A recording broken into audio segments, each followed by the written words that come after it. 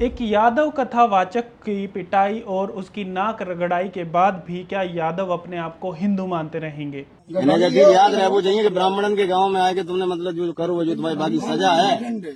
खुद को हिंदू मानने वाले यादवों को ब्राह्मणों ने आईना दिखा दिया। एक यादव कथावाचक बन गया तो उसे पीटा गया, उसकी चोटी काट दी गई और उससे नाक रगड़वाई गई, सिर मुंडवा दिया गया और फिर एक ब्राह्मण महिला के मूत का छिड़काव कर उसे पवित्र भी कर दिया गया। सवाल है कि क्या इतना सब होने के बाद भी यदुवंशी खुद को सनातनी हिंदू कहलवाना पसंद करेंगे? क्या अब भी ओबीसी जातियां हिंदुत्व का झंडा उठाए घूमती रहेंगी? और क्या अब ओबीसी जातियां दलितों पर अत्याचार करना बंद कर देंगी? इन्हीं सब अहम सवालों पर हमारे साथ चर्चा करने के लिए आज द न्यूज़ वीक के फाउंडर सुमित चौहान मौजूद हैं। तो सुमित, इस पर आपका क्या कहना है? बहुत शुक्रिया मोहित इस चर्चा के लिए। अक्सर लोग कहा करते थे कि जब मुसलमानों की बात हो तो धर्म पूछो जी, जाति मत पूछो। लेकिन यहाँ सवाल उठता है कि जब ये इस तरह की कार्रवाई हुई तो यहाँ क्या लोगों ने धर्म देखा? जिन ब्राह्मणों ने यादव कथावाचकों के साथ मारपीट की, नाक रगड़वाई, उनकी चोटी काट दी, उनके ऊपर एक ब्राह्मण महिला का पेशाब छिड़क के उनको पवित्र किया, क्या उन्होंने उनका धर्म देखा था या उनकी जाति देखी थी? धर्म तो हिंदू फोल्ड में ही वो है, लेकिन जाति देख के इस तरह की कार्रवाई उनके ऊपर की गई, जो दिखाता है कि कैसे ब्राह्मणवादी लोग यादवों को या जो दूसरी ओबीसी जातियां हैं उनको शूद्र ही मानती है, उनको अछूत की तरह ही ट्रीट करती है। ये कई मायनों में अहम घटना है। ये ना सिर्फ ब्राह्मणवाद के जो ब्राह्मणवादी लोग हैं उनकी दूषित मानसिकता को जाहिर करता है, बल्कि ये ओबीसी जातियों को भी आईना दिखाने का काम करता है कि आप जिस हिंदुत्व का झंडा उठाए घूम रहे हैं, आप अपने आप को बड़ा मानते हैं, दलितों पर कई तरह की ज़्यादतियाँ करते हैं और आपको एक सैडिस्ट प्लेजर मिलता है कि हम तो दलितों से बेहतर हैं और हम जो कथित सवर्ण जातियाँ हैं उनके करीब हैं जी। तो ये उनको आईना दिखाने की भी घटना है कि आप देखिए कि क्या हुआ आपके साथ में। कथावाचक बनने का क्या अधिकार सिर्फ एक जाति के लोगों के पास में है? आप जो उनकी कथा होती है उसमें जाने वाले लोग कौन हैं? दलित बहुजन समाज की बड़ी संख्या में लोग जाते हैं। चढ़ावा चाहिए आपका, आपकी भक्ति चाहिए, आपकी गुलामी चाहिए, लेकिन आप उस गद्दी पर नहीं बैठ सकते। आप वो वीडियो देखेंगे, आपको दिखेगा कैसे बार बार वो उस आदमी को, बल्कि उसको ओबीसी की साथ साथ वो दलित होने के उस पर भी कि तुम चमार दिखते हो, तुम चमार हो, ये हो वो हो, ये उनकी घटिया मानसिकता को दिखाता है और इन ओबीसी जातियों को भी आत्ममंथन की और ये इशारा करता है कि आप देखिए, झांकिए, आप आत्ममंथन कीजिए कि हो क्या रहा है। जिन लोगों को आप गुरु मानते हैं, जिन लोगों की आप कथाओं में जाते हो, जिन लोगों के आप चरणों में शीश नवाते हैं, वो आपको क्या मानते हैं। ये वक्त है, आप देखिए बहुत सारी ओबीसी जातियां तमाम तरीके की भागवत कथाएं, ये कथा, ये कलश यात्रा, ये वो, इसमें लगी रहती हैं, लेकिन अपने महापुरुषों महामहिलाओं के बारे में पूछेंगे तो बहुत लोगों को नहीं मालूम होता।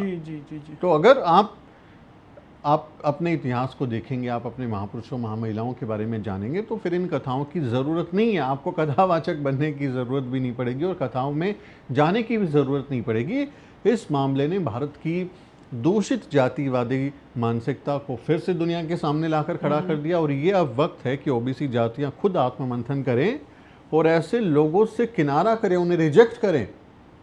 ऐसे अपमानित होने कोई जाता है क्या?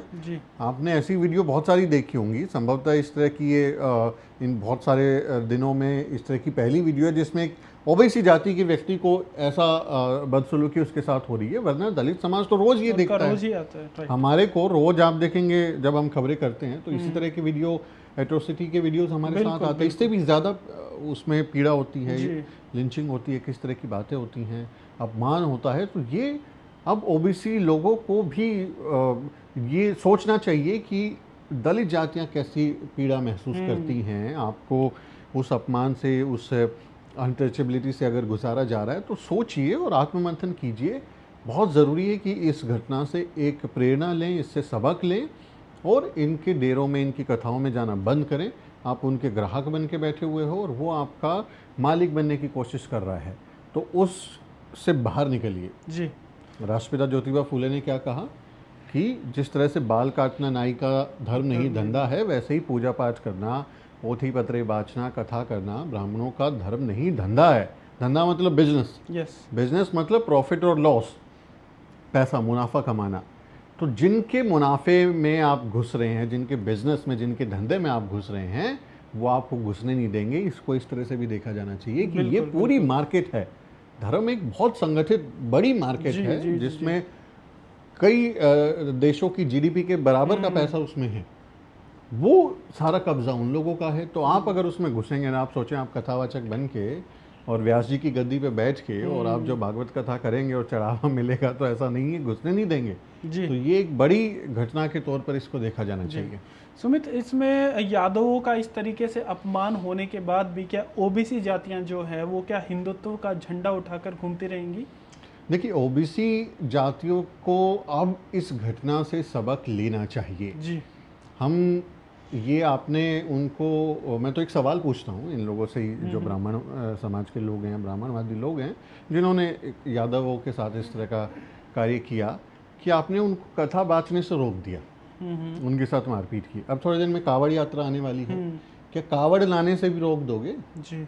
वहाँ भी रोक दो, हमारे समाज का, बहुजन समाज का भला होगा। जी। आप कावड़ लाने से रोक दीजिए ना। वहाँ सारे आप देखेंगे जो वंचित जातियों के लोग हैं वो जाते हैं, और वो एक बहुत बड़ी इकोनॉमी है ना। उसमें बड़ा हिस्सा कमाई का, मेहनत की कमाई का लोग लगाते हैं, उनकी श्रद्धा होती है, उनका विश्वास होता है, और उसमें जाते हैं। और कई लोग उस पूरी यात्रा में कई तरह से शामिल होते हैं कि उनका भला हो जाएगा, उनको कुछ उम्मीदें होती हैं कि पूरी की पूरी एक इकोनॉमी, एक इकोसिस्टम है।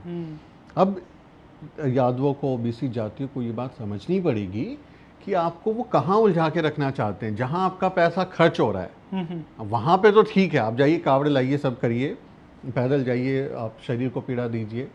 लेकिन जहाँ गद्दी पे बैठ के, पंखा एसी के नीचे बैठ के कथा बाचनी है, बढ़िया सा म्यूज़िक चल रहा होता है, चढ़ावा चढ़ाते हैं लोग, खाना खिलाते हैं, कई जगह हमने देखा पालकी में यात्राएं निकालते हैं बाबाओं की, तो वो आप देखेंगे उस जगह में वो घुसने नहीं देना चाहते आपको।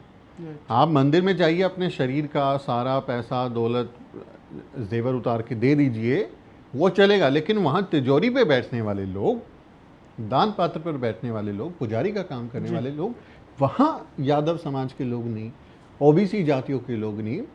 प्रोफेसर कांचा इलैया शेफर्ड का एक बार मैंने इंटरव्यू किया उनकी किताब के बारे में, और उन्होंने भाई एक दिलचस्प एक बात बताई। उन्होंने कहा कि यदुवंशी लोग कहते हैं कि हम भगवान कृष्ण के वंशज हैं, और वो क्योंकि कृष्ण का जिस तरह का चित्रण है, वो ग्वाले थे, गाय पालते थे, है ना, वो कृषक जाति के थे, और उनका चित्रण उस तरह से है।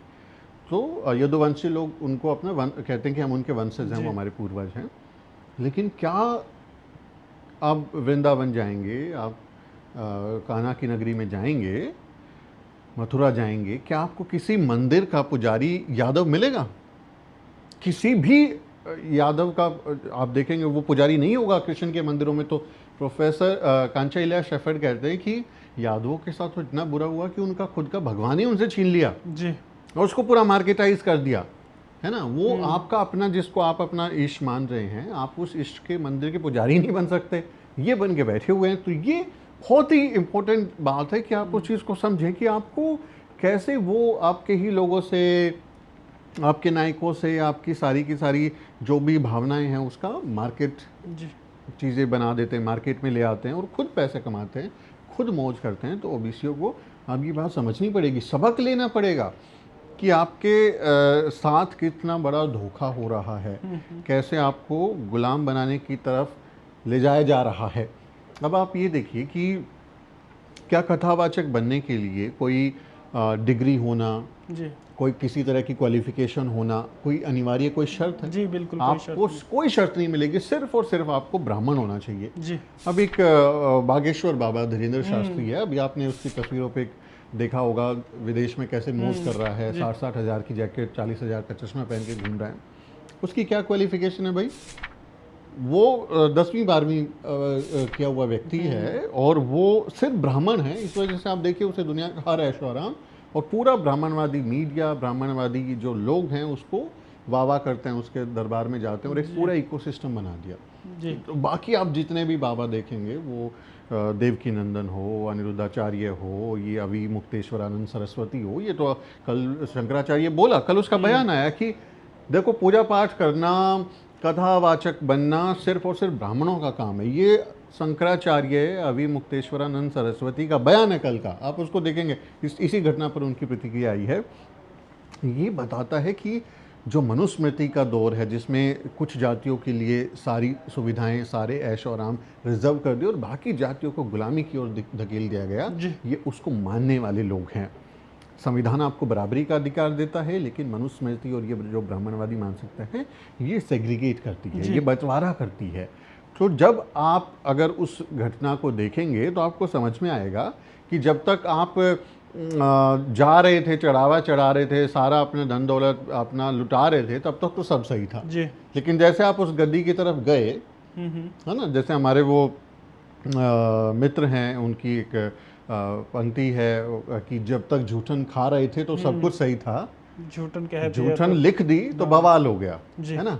ये गौरव पठानिया हमारे मित्र हैं, उनकी ये पंक्तियां हैं कि जब तक हम जूठन खा रहे थे तो सब ठीक था, लेकिन जूठन लिख दिया ओम प्रकाश वाल्मीकि ने तो बवाल हो गया कि अरे ये क्या लिख दिया। तो ये ओबीसी जातियां जब तक जा रही थी, सब कुछ लुटा रही थी, तो सब कुछ सही था, लेकिन जैसे ही उसकी तरफ वो गए, और गए तो कुछ सीख के गए होंगे ना, ऐसा नहीं है ना कि लोगों ने उनको ऐसे ही बुला लिया, कुछ सीखा होगा, ज़्यादा मेहनत करी होगी, क्योंकि ब्राह्मणों के घरों में तो वो बचपन से ही रटाना शुरू कर देते हैं, तो बाकी जातियों को तो और ज़्यादा मेहनत करनी पड़ती होगी याद करने में, संदर्भ याद करने में, दोहे छंद याद करने में। उन्होंने पढ़ा लिखा होगा, समझा होगा, कथा कर रहे हैं वो लंबे टाइम से, लोगों ने उनको बुलाया होगा, तब जाके वो उस क्वालिफिकेशन की तरफ जा रहे हैं ना जी। लेकिन वो भी मंजूर नहीं है, चाहे आप कितने ही गुणवान हो जाए, हैं, पूजय विप्र सकल गुण हीना, शूद्र न पूजे ज्ञान गुण परवीना। तो ये तुलसीदास जो रामचरितमानस में लिखता है कि ब्राह्मण जो कितना भी धूर्त हो, कितना ही मूर्ख हो, उसमें कोई गुण ना हो, वो पूजनीय, उसके पैर चाटिए। और जो शूद्र जो बहुत ज़्यादा क्वालिफाइड भी हो, कितना ही पढ़े लिखे आए, उसको पूजा नहीं जा सकता जी। ये शुक्र मनाइए कि बाबा साहब डॉक्टर अम्बेडकर का संविधान लागू है जी। मनुस्मृति का, अब ये लोग बोलते हैं संविधान खत्म करके मनुस्मृति लागू करेंगे, और बहुत सारी ये अफसोस की बात है कि ओबीसी जातियाँ उसमें फंसी हुई है।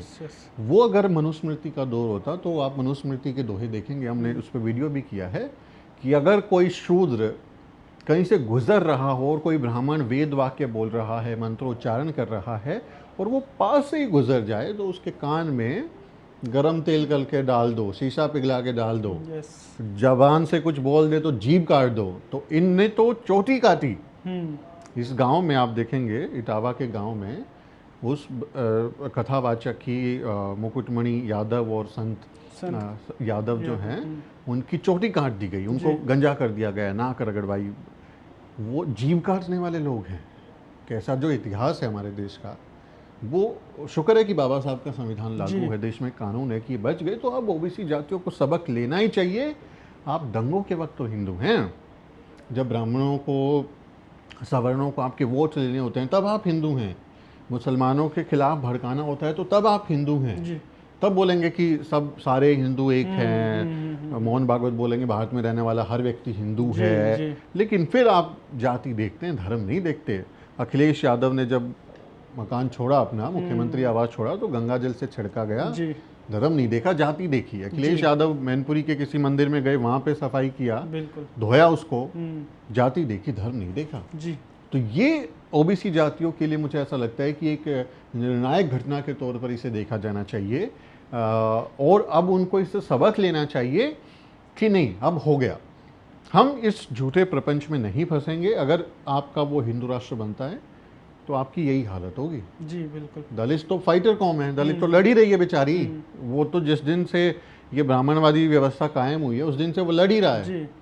आपको ये लगे कि नहीं, दलित को तो वो जो हैं बाबू साहब आने नहीं देते, हम उनकी चौखट तक जा सकते हैं, तो वो चौखट पर बैठ के दुत्कार ही पड़ेगी जी। बिल्कुल, ये आपको समझना पड़ेगा कि अब स्वाभिमान को देखिए, आत्मसम्मान को देखिए। अरे हमारे पुरखे, यदुवंशी समाज इतना ताकतवर, मार्शल कौम, गुज्जर समाज, राजा मिहिर भोज, इतना सम्मानित इतिहास, हमारे पुरखों का आप इतिहास देखिए। ज्योतिबा फूले, पेरियार साहेब, सब ओबीसी जातियां हैं जी। बिल्कुल बिल्कुल। हमारे गुरु रविदास, कबीर, बाबा साहेब अम्बेडकर, मान्यवर कांशीराम साहिब कितने महान लोग हमारे पास में हैं, आप उनका इतिहास देखिए, पढ़िए, इनके चक्रों में मत पड़िए, आपका भला उसी से होगा। तो मुझे लगता है कि ये एक निर्णायक घटना है और हम उम्मीद करते हैं कि ओबीसी जातियाँ अब इससे सबक लेंगी। जी कितना लेती हैं वो अभी आने वाले वक्त में हमें इसको देखना होगा। जी बिल्कुल। सुमित, इसमें एक पक्ष ब्राह्मणों की तरफ से भी ये आ रहा है कि यादव कथावाचकों ने जो है कि एक महिला, ब्राह्मण महिला के साथ जो है बदतमीजी की, इस आरोप पर आप क्या करते हैं? देखिए, एक कहावत है, प्रत्यक्ष को प्रमाण की आवश्यकता नहीं होती, हिंदी की कहावत है। आप वो अगर वीडियो देखेंगे, आप कल हमने वीडियो किया है, आप जाइए न्यूज़ वीक पे उस वीडियो को देखिए, और हमने बाकायदा उस पर बबल स्पीच किया हुआ है, टेक्स्ट लिख के आता है। आप उसको देखेंगे तो बार बार क्या बोला जा रहा है, तुम साले चमार होके, तुम ये होके कथा करोगे, व्यास जी की गद्दी पे बैठोगे, इस जाओ जाके पैर मांगो, पकड़ो, ये तुम्हारी सजा है, आइंदा ऐसा जिंदगी में दोबारा करना मत, इसकी चोटी काट दो, इसको नंगा कर दो। ये जो बात उस वीडियो में आपको देखने को मिलेगी जी। कहीं इसमें जिक्र है क्या उस वीडियो में कि अरे मारो इसको, महिला के आत्मसम्मान को इसने ठेस पहुंचाई? नहीं, बिल्कुल ऐसी कोई चीज इसको पुलिस में दे दो, इसने महिला के साथ बदसलूकी की। तो उस पूरे अलग अलग कैमरे हैं, अलग अलग लोगों ने मोबाइल से रिकॉर्ड किया हुआ है, अलग अलग लोगों ने रिकॉर्ड किया हुआ है। किसी ने भी क्या, किसी ने एक बार भी ये बात बोली? और ये जो संत यादव हैं या जो मुकुटमणि यादव हैं, इनके जब तक इन्होंने ये मामला सामने नहीं लाया है ना, ये 21 जून की घटना है, जब उन्होंने वो सामने आए, उन्होंने मीडिया में बयान दिया, पुलिस में लिखित में शिकायत दी, तब आपको याद आया कि महिला के साथ बदसलूकी की थी, महिला का हाथ पकड़ा था। ये शर्मनाक हरकत है। ये आप देखिए कि कैसे जब उनके ऊपर वो पड़ गई उल्टी बात, समाज अब समझने लगा, दलित बहुजन समाज ने उस पर प्रतिरोध किया जी, पूछा कि कैसे भाई आप कैसे हमारे लोगों के साथ इस तरह की हरकतें कर सकते हैं। तब इनको याद आ गया कि ऐसा हो रहा था। आपको उस समय नहीं पता था क्या हुआ था, और अगर उसने ऐसा किया था उस समय आप 112 नंबर पर कॉल करते। आपकी तो यूपी में तो राम राज है भाई, योगी आदित्यनाथ की सरकार है, राम राज में तो महिलाएं, अमित शाह ने बोला था ना 12 बजे भी गहना लाद के महिलाएं चली जाती हैं। तो आपके यहाँ तो राम राज है, आप पुलिस को फ़ोन करते, वो तुरंत अपने वाहन से आते और उनको अरेस्ट कराते। आपने क्यों नहीं किया ऐसा जी? आपने ऐसा क्यों नहीं किया? ये मुझे ऐसा लगता है इस पूरे मामले में ये दबाव की कोशिश है। आप देखेंगे जब भी कोई पीड़ित होता है दलित बहुजन समाज से, दलितों के खिलाफ खासकर, वो क्रॉस एफआईआर कर देते हैं जी, है ना। अभी आप आई गेस अभी कल परसों की घटना है, यूपी के एटा की है, जिसमें दलित समाज के लोगों को बारात निकालने नहीं दिया, राजपूतों ने रोक दिया उनको, और उनके साथ उनका झगड़ा हुआ, उन्होंने पथराव कर दिया, तो दलितों ने बड़ी मुश्किल से जान बचाई। पुलिस आई तो दोनों के खिलाफ एफआईआर कर दी, दलित समाज पे भी और आरोपियों पर भी जो राजपूत लोग हैं, ताकि वो जब सेटलमेंट की तरफ जाएंगे, वो जब केस होगा तो वो नेगोशिएशन कि भाई देखो तुम्हारे इतने अंदर जाएंगे, इनके इतने अंदर जाएंगे, तुम्हारे पे ये धारा लगेगी, इस पे ये लगेगी, तो सेटल कर लो। तो ये एक तरह का प्रेशर बिल्ड करने की कोशिश है। वो ये इनकी एक बेशर्मी को भी दिखाता है जी, बिल्कुल, कि आप कैसे आप अपने घर की महिलाओं का इस्तेमाल इस तरह के आरोपों के लिए कर रहे हैं जी। आप जब हाथरस की जब पीड़िता थी हमारी बच्ची, उस पर आप आरोप लगा रहे थे कि अफेयर था जी, माँ और भाई ने मिलके उसको मार दिया। तब जब पीड़ित महिला होती है दलित बहुजन समाज की, तब तो आप पीड़िता को सारा ब्लेम करने लगते हैं, और यहाँ आप इस तरह के मामलों में इतनी बेशर्मी से आप अपने घर की महिलाओं का इस तरह से उनको इस्तेमाल कर रहे हैं। ये समाज देख रहा है, बिल्कुल, कानून भी देखेगा, कोर्ट कचहरी देखेगा, जब बात होगी तो पूरी मंडली है उनकी जिनके साथ बदतमीजी हुई है। और बदतमीजी एक आदमी ने अगर करी है, एक मुकुटमणि यादव की बात हो रही है, तो संतराम यादव ने क्या किया था लोगों के उसके साथ जो ढोलक बजाने वाला बच्चा था, जो दलित है, वो तो आंखों से देख भी नहीं सकता, उसको पीटने की क्या ज़रूरत थी? उसकी ढोलकी छीन लेना, उसका चिमटा छीन लेना, हारमोनियम तोड़ देना, सोने की चेन छीन लेना, 25,000 रुपये का उससे कैश ले लेना, ये फिर किस तरह से हो गया भाई? और उसमें उन पर पेशाब का छिड़काव भी छिड़काव करा दिया। मतलब आपका पेशाब जो है इतना महान उच्च कोटि का पेशाब है कि वो छिड़कोगे तो पवित्र हो जाओ जी। दुनिया में अमेरिका में जाके छिड़क के दिखाओ, लंदन में जाके चढ़ के दिखाओ, आपको पता चलेगा कि आप क्या हैं। तो ये सरासर एक साजिश नज़र आती है जो कि पीड़ितों के ऊपर दबाव बनाने के लिए, एफआईआर करने के लिए, ताकि वो अपने आरोपों से किनारा कर लें, केस वापस ले लें, किसी तरह से समझौता कराया जा सके, ये उसकी कोशिश हमको ज़्यादा नज़र आती है। जी सुमित, जब हम मुसलमानों के खिलाफ खड़ा होने की बात होती है तो सभी को बोला जाता है कि सब हिंदू हैं, जाति नहीं धर्म देखो।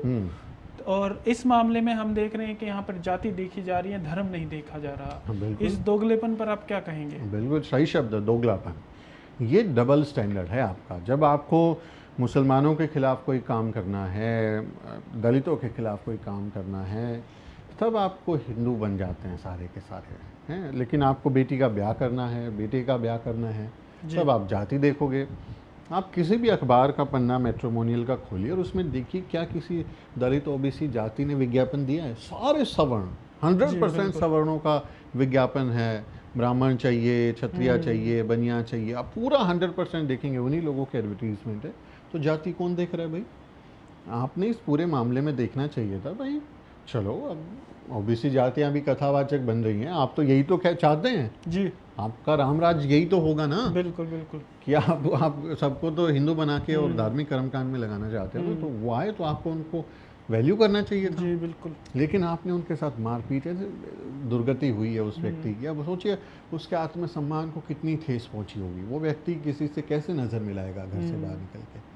उसकी मेंटल हेल्थ की कंडीशन कैसी होगी? वो फैमिली के लिए भी हो सकता है शायद। कितनी जिल्लत है पूरे परिवार के लिए, हर समाज के लिए, बिल्कुल पूरे बहुजन समाज के लिए वो अपमानित करने वाला घटना है। कहीं पे आप मध्य प्रदेश में आदिवासियों पे पेशाब कर दिया आपके आदमी ने, यहाँ आप चोटी काट दे रहे हो, दलितों की बारात रोक देते हो। तो ये घटनाएं दिखाती हैं कि कैसे आप जाति देखकर ही सारा काम करते हो। जाति देखकर आप बताते हो कि किससे बात करनी है, किससे नहीं करनी है। जाति देखकर आप बताते हो किससे शादी ब्याह करना है, किससे नहीं करना है। जाति देखकर आप बताते हो किसका खाना खाना है, किसका नहीं खाना है। जाति देखकर ही आपने ये घटना करी है। नहीं तो अगर आप उनको हिंदू मानते तो फिर उनके साथ इस तरह की घटनाएं करने की ज़रूरत आपको नहीं पड़ती। तो आपने जो जाति देखी है ना, इसलिए ये इनका एक प्रोपेगेंडा है। पहलगाम हमले के बाद ये बीजेपी ने एक पोस्टर शेयर किया था, उसमें ये लिखा था कि धर्म पूछा जाति नहीं। वो बेसिकली बाकी जो गैर मुस्लिम लोग हैं उनको हिंदुत्व फोल्ड में इकट्ठा करके कि देखो भाई वो तो धर्म पूछ के मार रहे हैं, आप अब जातिवादी की बात मत करो, जाति जनगणना की बात मत करो, जाति के प्रतिनिधित्व की बात मत करो, सब हिंदू बन जाओ, झंडा उठाओ। अब उठा रहे हैं तो आप पीट रहे हैं जी। जो कर रहे थे वो, उनको आप इस तरह की हरकतें उनके साथ कर रहे हैं जी। और इससे पहले भी एक यादव महिला थी कथावाचक, उसको भी नहीं करने दिया था। उसका भी मीडिया में खबर आई कि मैं बोल दिया कि तुम यादव हो, तुम कथा नहीं कर सकती हो। तो किस तरह से लोग जाति देखकर आपको नीचा दिखाने की कोशिश कर रहे हैं, आपको शिकार बना रहे हैं। अब ये ओबीसी जातियों को बात समझनी पड़ेगी और इनके प्रोपेगेंडा से भी बाहर आना पड़ेगा। जो आरएसएस का, बीजेपी का, जो हिंदुत्ववादियों का जो एजेंडा है उससे भी बाहर आना होगा। उनको संविधान को मानना है, स्वतंत्रता, बंधुता, समानता, न्याय, मैत्री, ये हमारे गुण होने चाहिए। हमें भारत के सभी नागरिकों को कानून को सम्मान देना है। इन प्रपंच से बाहर निकलना चाहिए, मुझे तो ऐसा लगता है। जी बिल्कुल। सुमित, कई ओबीसी जातियां जो हैं अपने आप को दलितों से ऊपर समझती हैं और इनफैक्ट कई बार जो है वो दलित जातियों पर हमला भी करती हैं। तो इस घटना के बाद जो है, क्या आपको लगता है कि ओबीसी जातियों पर सुधार आएगा कुछ? बिल्कुल सही बात है मोहित। अभी कुछ दिन पहले की बात है, आगरा में यादव लड़कों ने ही 2 दलित बहनों को जो मेकअप करा के ब्यूटी पार्लर से आ रही थी, उनके साथ मारपीट की, कीचड़ फेंक दिया, बारात पर हमला हुआ, शादी टूट गई उनकी। कितना बवाल हुआ। अभी थोड़े दिन पहले की घटना है, यादव ही थे उसमें करने वाले जी। मध्य प्रदेश में हमने खबर देखी कि यादवों ने बारात पर हमला कर दिया, घरों पर हमला कर दिया। ये आपको देखना पड़ेगा कि आपका अपना कौन है, आप जिस जातीय श्रेष्ठता का बोध अपने अंदर पाल के रखते हैं कि आप तो बड़े हैं, हमारा तो बड़े लोगों के साथ उठना बैठना है, वो उनका मतलब का रिश्ता है आपके साथ में। अब नेता वो बनेंगे जी, आप जो है उनके लिए कुर्सियां उठाएंगे, दरी बिछाएंगे, हैं? सत्ता का सुख वो भोगेंगे जी, आप जो है पंडाल लगाएंगे। सेवा कथा में वो रहेंगे। करेंगे, आप चढ़ावा चढ़ाएंगे। जी ये आपका भला नहीं है। इसमें अब आपको उस पीड़ा का एहसास भी होना चाहिए। दलित समाज के लोग जिस पीड़ा से रोज़ गुजरते हैं, एक घटना यादव समाज के हमारे यादव भाइयों के साथ जो नीचता की घटना हुई है, जिसके हम कड़े शब्दों में और हर तरीके से निंदा कर रहे हैं, जी मुझे ऐसा लगता है कि इस घटना से ओबीसी जातियों को, दलितों की इस पीड़ा को महसूस करना चाहिए। जी आपको वो अनटचेबिलिटी का, वो कहीं दुत्कार देने का, वो अपमान करने का जो दुख इस घटना में जो पीड़ितों को हुआ है, वो पूरे समाज को महसूस करना चाहिए जी बिल्कुल। कि अब हमको सुधर जाना चाहिए, थोड़ा सुधार लाना चाहिए। दलित समाज के लोग आपके दुश्मन नहीं है, आपका दुश्मन कोई और है। वो बैठा हुआ है ऊपर, ओबीसी को दलितों से लड़ा दो, दलितों को ओबीसी से लड़ा दो, एसटी को जो है एससी से लड़ा दो, मुसलमानों के खिलाफ भड़का दो। ये आपका वो बैठा हुआ आदमी जो है ना, जी जो ब्राह्मणवादी आदमी, मनुवादी आदमी है, वो आपका इस्तेमाल कर रहा है। जी अब आपको उस पीड़ा को महसूस करते हुए उससे थोड़ा बचना चाहिए। आपके दलित समाज के लोग जो हैं वो आपके हक अधिकार के लिए लड़ रहे हैं। मान्यवर कांशीराम साहिब जब पार्टी बनाई, वो अकेले क्या दलित समाज के लिए लड़ रहे थे? जातिवाद जनगणना हो, जिसकी जितनी संख्या बारी उसकी उतनी हिस्सेदारी, जी ओबीसी के लिए रिजर्वेशन की मांग, मंडल कमीशन की सिफारिश लागू कराने जी, में उन्होंने जी, कितनी जी। दिल्ली में रैलियां करी, जी। आपकी भलाई के लिए, आपकी भलाई के लिए। बाबा साहब डॉक्टर अम्बेडकर ने जब इस्तीफा दिया, अक्सर लोग कहते हैं हिंदू कोड बिल पे इस्तीफा दिया, जब उन्होंने इस्तीफा दिया, आप उनका इस्तीफा पढ़ेंगे, 3 प्रमुख रीज़न उन्होंने दिए थे। पहला, हिंदू कोड बिल, जी कि आपने उसको पास नहीं किया, हिंदू महिलाओं को हक अधिकार नहीं दिए। जी दूसरा, भारत की विदेश नीति, जी कि आपकी विदेश नीति ठीक नहीं है, आपको एक स्वतंत्र राष्ट्र के तौर पे जो करना चाहिए आप नहीं कर रहे। तीसरा, ओबीसी आयोग का गठन और ओबीसी को रिजर्वेशन। अब बाबा साहब की स्पीच पढ़िए जाके, आपको समझ में आएगा कि कैसे ओबीसी के नाम पर उनके हक अधिकार के लिए उनकी वजह से बाबा साहब इस्तीफा देते हैं। जी तो सारा समाज, दलित बहुजन समाज, अब राष्ट्रपिता ज्योतिबा फुले दलित थोड़े ही थे, जी माली जाति से हैं। सैनी समाज जो बागबानी करने वाला समाज है, बहुत सारे लोगों को तो मालूम भी नहीं होगा कि ज्योतिबा फुले उनकी जाति के हैं। जी बिल्कुल। बाबा साहब डॉक्टर अम्बेडकर ज्योतिबा फुले को अपना गुरु मानते हैं, और दलित समाज बाबा साहब डॉक्टर अम्बेडकर के नाम के साथ साथ में राष्ट्रपिता ज्योतिबा फुले बोलता है। जी बिल्कुल। 11 अप्रैल को ज्योतिबा फुले की जयंती आती है, 14 अप्रैल को बाबा साहब की जयंती आती है, संयुक्त जयंतियों के प्रोग्राम्स होते हैं, जी उनको इतना सम्मान देते हैं। आपको अपने नायक याद क्यों नहीं है? आपको आपकी नायिका याद क्यों नहीं है? पेरियार ललई सिंह यादव आपको याद क्यों नहीं है? आप पेरियार अन्ना को क्यों नहीं पढ़ रहे? आप उन लोगों को पढ़ेंगे, उनके बारे में समझेंगे, तो आपको वो पता चलेगा कि दलित आपके दुश्मन नहीं है। जी दलितों के खिलाफ आप अपने आप को ये मत समझिए कि हम अगर दलितों से अपने जाति में कि अरे हम तो उनसे बेटर हैं, तो वो आपको अपने बराबर मानने लगेंगे। वो आपको बराबर नहीं मानते हैं, वो आपसे नफरत ही करते हैं। क्योंकि समाज में काम करना होता है, आपकी ज़रूरत होती है, इस्तेमाल करना होता है, तो ठीक है, साथ में बैठ जाते हैं। लेकिन आप शादी ब्याह करके देखिए, रोटी बेटी का संबंध कीजिए, आपको पता चलेगा किस तरह के हालात हैं। तो मुझे ऐसा लगता है कि ये घटना ओबीसी समाज को चेताने के लिए काफ़ी है, उनके अंदर इस पीड़ा को जगाने के लिए काफ़ी है कि दलित समाज कितनी पीड़ा से गुजर रहा है। जी रोज़ एट्रोसिटी, रोज़ अपराध, पानी पीने पे, बाइक चलाने पे, घर बनाने पे, ओह दलितों की तो बहुत बुरी स्थिति है। तो मुझे ऐसा लगता है कि ओबीसी जातियां सबक लें, थोड़ी सी हमदर्दी महसूस करें दलितों के प्रति, और उनको अपना दुश्मन ना माने, उनके साथ में जाति या जातिवाद करना कम करें। आपको ये लग रहा हो कि अरे ये सरकार, ये लोग तो मुसलमानों के विरोधी हैं, दलितों के विरोधी हैं, हम थोड़ा ही है, आपका नंबर ही आएगा फिर आगे। बिल्कुल तो मुसलमानों को निपटा देंगे, दलितों को निपटा देंगे, आदिवासियों को निपटा देंगे, तो फिर आपका ही नंबर आएगा। बिल्कुल बिल्कुल। तो अब सबक लेने का वक्त है। जी सुमित, इस मामले ने जो है सियासी रूप भी ले लिया है।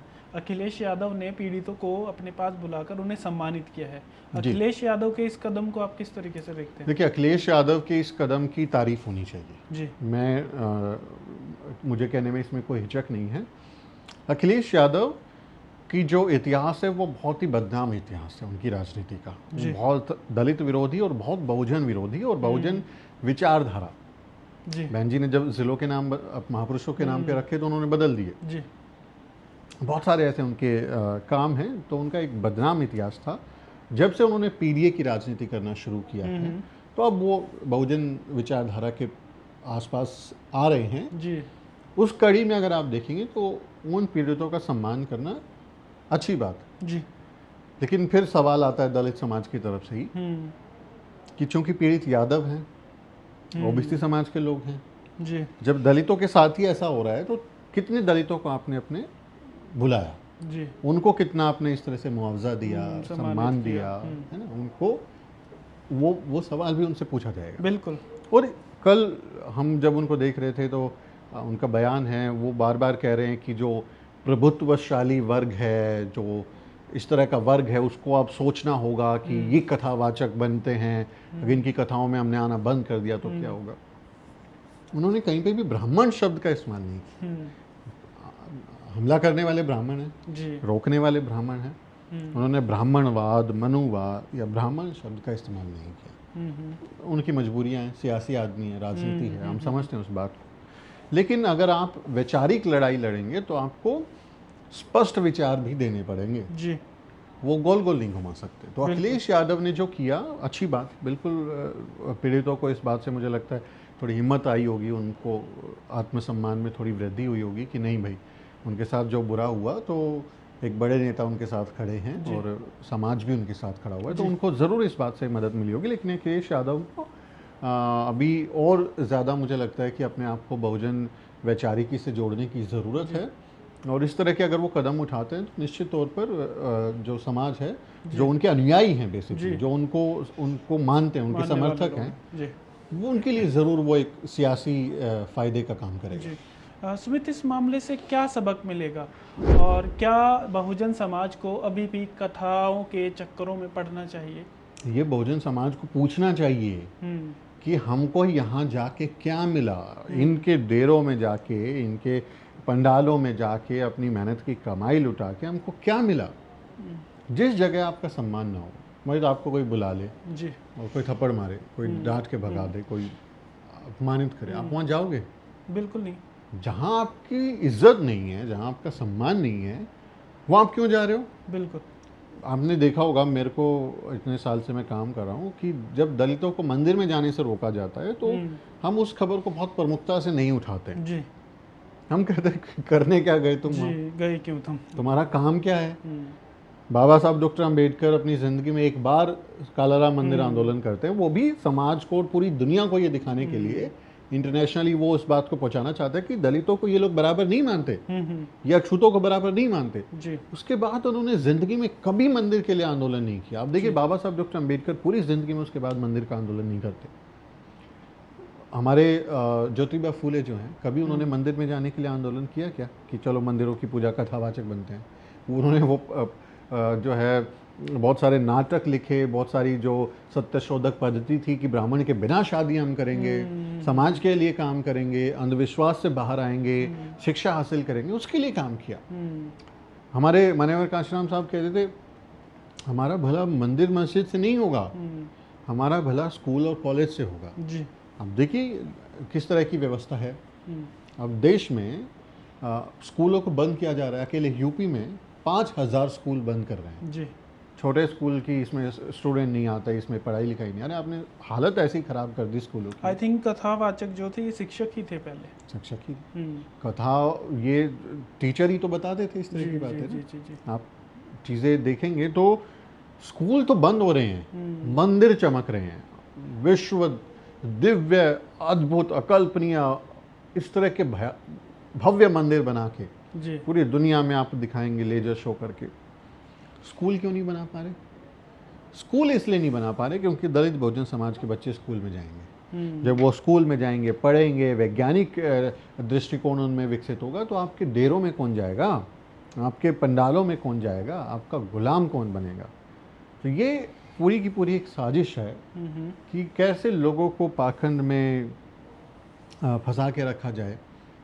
हमारे ज्योतिबा फुले कहते हैं ना कि विद्या बिना मति गई, मति बिना गति गई, गति बिना वित्त गया, वित्त बिना शूद्र भय, इतने सारे अनर्थ एक अविद्या ने की। कि वो कहते हैं शूद्रों की जो स्थिति है, जो बुरा हाल है, उसके पीछे सिर्फ और सिर्फ शिक्षा ना होना, शिक्षा से वंचित करना, तो ये आपको कथाओं तक तो ले जाना चाहते हैं। अब हेलीकॉप्टर से फूल डालेंगे कावड़ियों पे।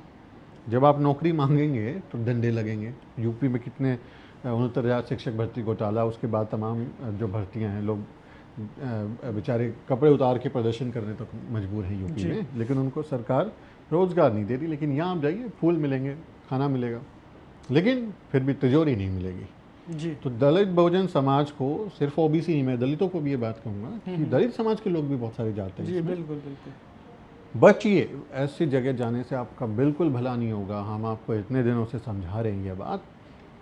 आपका भला स्कूल कॉलेज जाने से होगा। आप अपने बच्चे को, संत गाडगे महाराज कहते हैं, आपके घर में खाने के लिए अगर कुछ नहीं है तभी बच्चे को पढ़ाइए। आपके घर में एक थाली है, थाली को बेच दो जो उससे पैसा है, किताब खरीद लो, हाथ पे खाना रख के खाओ, बच्चों को पढ़ाओ जी। हमारे महापुरुष, हमारी महामहिलाएं हमेशा शिक्षा की तरफ हमको प्रेरित करती रही हैं। तो अब सबक लेने का वक्त है कि हम पढ़े लिखें, मेहनत करें, इस पाखंड से बचें। तो ओबीसी समाज, दलित समाज, आदिवासी समाज, बहुजन समाज, अब एक सामूहिक चेतना उनमें आनी चाहिए और इस घटना से प्रेरणा लेनी चाहिए कि भाई अब ये पाखंड हम नहीं सहेंगे, अब हम इस पाखंड का हिस्सा नहीं बनेंगे। आपको कथावाचक बनना है तो हमारे महापुरुषों की कथाएं सुनाइए ना जाके जी। बिल्कुल। आपको अगर बड़ा पंडाल लगा के और कथावाचक बनना है, अब ज्योतिबा फुले की कहानी सुनाइए ना। कैसे एक व्यक्ति जो फुले का टाइटल लेके महात्मा तक पहुंच गया, देश में पहला लड़कियों के लिए स्कूल खोलते हैं। आप तथागत बुद्ध की कथाएं सुनाइए ना, कैसे वो बुद्धत्व को प्राप्त होते हैं और पूरी दुनिया में बुद्धिज्म का डंका बजता है। कैसे संत गुरु रविदास महाराज समाज को बेहतर बनाने के लिए लड़ते हैं। हमारे गुरु कबीर कैसे समाज को अच्छा एक माहौल देने की कोशिश करते हैं। बाबा साहब डॉक्टर अम्बेडकर, माता सावित्रीबाई फुले, झलकारी बाई, अवंतीबाई लोधी जी। हमारा इतना विस्तार है। बिल्कुल बिल्कुल। हमारे समाज के महापुरुषों का, महामहिलाओं का, आप उनकी कथाएं सुनाइए। हाँ, उसमें अंधविश्वास ना हो। ऐसा नहीं आप नारियल फोड़ने लगे, वो दिया जला के आरती करने लगे, नहीं, ऐसा नहीं। लेकिन एक कथा अगर आपको उस स्वरूप में सुनानी है तो उस तरह से सुनाइए, लोगों को बताइए उनके संघर्ष और योगदान के बारे में, उनके महत्व के बारे में। तो आपको बहुजन कथावाचक बनना चाहिए ना, अगर आपको बनना है। बिल्कुल। बड़ी संख्या हमारे लोगों की है, वो आपको सिर आंखों पे बिठाएंगे। तो मुझे लगता है कि सबक लेना चाहिए। एक निर्णायक घड़ी आती है इतिहास में कभी कभी, तो इस घटना को अगर समाज देखता है तो ये एक निर्णायक घड़ी हो सकती है। बिल्कुल। और समाज में कुछ तब्दीली आ सकती है, हम इसकी उम्मीद करते हैं। इस अहम मसले पर हमारे साथ चर्चा करने के लिए बहुत बहुत शुक्रिया सुमित। बहुत बहुत आपको ये वीडियो कैसा लगा, ये चर्चा कैसी लगी, हमें कमेंट में ज़रूर लिखें और हमारे चैनल को भी सब्सक्राइब ज़रूर करें। शुक्रिया। जय भीम। साथियों, अगर आपको द न्यूज़ वीक का काम पसंद है और आप चाहते हैं कि हम यूं ही अम्बेडकरवादी पत्रकारिता करते रहें, तो हमारी आर्थिक मदद जरूर करें। आप अपनी स्क्रीन पर दिखाई दे रहे इस QR कोड को स्कैन करें और न्यूज़ वीक फाउंडेशन के खाते में अपनी दान की राशि भेजें। QR कोड के अलावा आप UPI के जरिए भी मदद कर सकते हैं। आप हमारी UPI ID newsweek@yes-bank पर भी मदद भेज सकते हैं। इसके अलावा आप हमारे अकाउंट में भी मदद भेज सकते हैं। खाते का नाम है Newsweek foundation, account number है 02358800000640। IFSC कोड है YESB000235। बैंक का नाम यस बैंक है और ब्रांच है नेहरू पैलेस, दिल्ली। आप डोनेशन के एवज में इनकम टैक्स में भी छूट पा सकते हैं। डोनेशन की रसीद पाने के लिए ट्रांजैक्शन का स्क्रीनशॉट हमें भेजें। टाइप करें डोनेशन स्पेस आपका नाम और हमें 8595794224 पर व्हाट्सएप करें।